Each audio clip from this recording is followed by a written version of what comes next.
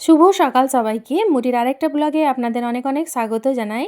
আজকে অনেক ফুল তুলে নিয়ে এসেছি। দেখুন আমার কাকা শ্বশুরদের বাগানে খুব বেলি ফুল ফুটেছে, সেই জন্য বেলি ফুল এনে দেখুন মালা বানিয়ে গোপালকে পরিয়েছি। হাতেও একটা ছোট্ট মতন মালা বানিয়ে পরিয়েছি। এদিকে শিব বাবাকেও একটা মালা বানিয়ে পরিয়েছি। অনেক ফুল ফুটেছিল দেখুন। বেশি ফুল থাকলে আমার পুজো করতে খুব ভালো লাগে।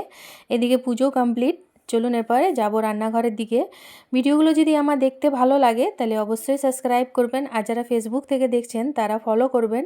এদিকে ভাত বসিয়ে দিয়েছি, এদিকে কড়াইয়ের মধ্যে দিয়েছি জল। এদিকে বানাচ্ছি আজ আমি মুসুর ডাল আম দিয়ে বানাবো। কেমন করে বানাবো চলুন আপনাদেরকে দেখাই। মুসুর ডালটাকে নুন আর হলুদ দিয়ে প্রথমে সিদ্ধ করে নেব।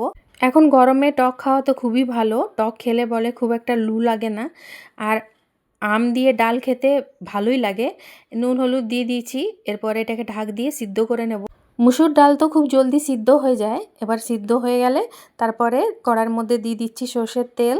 তেলটা গরম হয়ে যাবে তখন দিয়ে দেবো এর মধ্যে 5 ফোড়ন, তারপরে দিয়ে দেবো তেজপাতা, শুকনো লঙ্কা, দিয়ে দেবো আমগুলোকে একটুখানি ভেজে নেব।